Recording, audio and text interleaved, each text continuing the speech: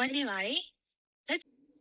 အခုလိုမျိုး business line နှစ်ခုစလုံးတူတူပေါ်နေတာကိုမကြိုက်ဘူးဆိုရင်ပြောင်းလို့ရရင်နော်ဘယ်လိုပြောင်းရမလဲဆိုတာကိုလိုက်ကြည့်လိုက်တော့ပထမဦးဆုံး setting လေးတွေကိုဝင်လိုက်ပါ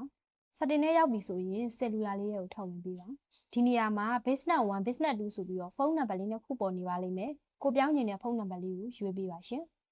ပေါ်ဆုံးမှာရှိတဲ့ cellular plan label လေးတွေကိုထောက်ဝင်ပေးပါပြီးသွားရင် active custom label လေးတွေကိုထောက်ဝင်ပေးပါရှင်ဒီနေရာမှာကိုက Telenor ပြောင်းထားတယ်ဆိုလို့ရှိရင် Telenor ရွေးပေးပါရှင် MPT ပြောင်းထားတယ်ဆိုလို့ရှိရင် MPT ကိုရွေးပေးပါရှင်ဒါဆိုရင်တော့ရသွားပါပြီမရဆိုင်လေးရဲ့ official page follower ဆိုရင်2သိန်းနီးပါးရှိတဲ့ i2 mobile land page လေးပဲဖြစ်ပါတယ်ရှင်ဆိုင်လိပ်စာလေးကတော့ရန်ကုန်တိုင်းဒေသကြီးကမာရွတ်မြို့နယ်လှဲစင်တာရှိတဲ့လှဲတန်းတက်လန်းလေးထဲမှာဖွင့်လှစ်ပေးထားပါတယ်ရှင်ဗီဒီယိုလေးကိုဆုံးထိကြည့်ပေးလို့ကျေးဇူးများကြီးတင်ပါတယ်ရှင်နောက်ထပ်ဗီဒီယိုတွေမှာလည်းဆုံတွေ့ကြမယ်နော်